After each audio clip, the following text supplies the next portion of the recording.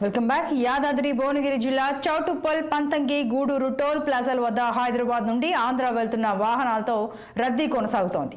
AP, తెలంగాణలో ఎన్నికలు ఉన్న నేపథ్యంలో గత 2 రోజుల నుండి భారీగా ఆంధ్రాకు ఓటర్లు తరలి వెళ్తున్నారు.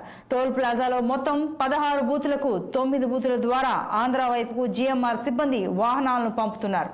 వాహనదారులకు ఎలాంటి ఇబ్బందులు లేకుండా వాహనాలకు సిబ్బంది రూట్ క్లియర్ చేస్తున్నారు.